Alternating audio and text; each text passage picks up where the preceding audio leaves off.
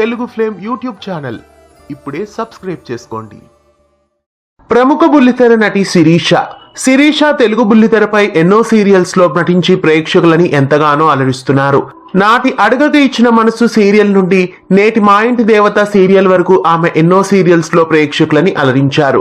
ప్రస్తుతం జీ తెలుగు బుల్లితెరపైన సరికొత్త క్యారెక్టర్ ద్వారా ప్రేక్షకులని అలరించడానికి వచ్చేశారు.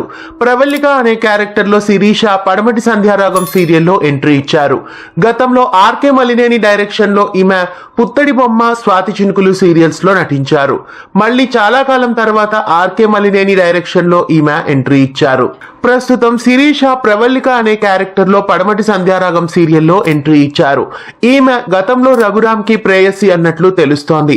రఘురామ్ ని పెళ్లి చేసుకోకపోవడం వలన ఈమె ప్రస్తుతం అతడిపై పగబట్టింది. ప్రస్తుతం రఘురామ్ పతనాన్ని ఈమె కోరుకుంటున్నట్లు ఇవాళ ఎపిసోడ్ లో చూపించారు.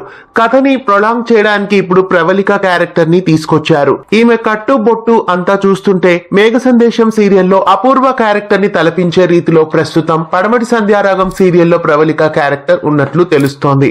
మరి ప్రవల్లిక రాకతో రఘురామ్ జీవితంలో ఎలాంటి ఊహించని పరిణామాలు ఎదురవబోతున్నాయి? ఇంతకీ రామలక్ష్మి వస్తుందా? రామలక్ష్మి శౌర్యాల పెళ్లి జరుగుతుందా? లేదా కథలో ఎలాంటి ట్విస్టులు ఉండబోతున్నాయి?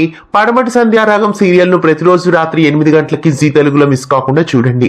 పడమటి సంధ్యారాగం సీరియల్లో శిరీష ప్రవల్లిక క్యారెక్టర్ లో ఎంట్రీ ఇవ్వడం మీకెలా అనిపిస్తోంది? కామెంట్స్ లో తెలియజేయండి. ఇలాంటి మరెన్నో తెలుగు సీరియల్ అప్డేట్స్ ఎప్పటికప్పుడు తెలుసుకోవడానికి ఛానల్ ని సబ్స్క్రైబ్ చేసి పక్కనే ఉన్న బెల్ ఐకాన్ ని యాక్టివేట్ చేయండి. తెలుగు ఫ్లేమ్ యూట్యూబ్ ఛానల్ ఇప్పుడే సబ్స్క్రైబ్ చేసుకోండి.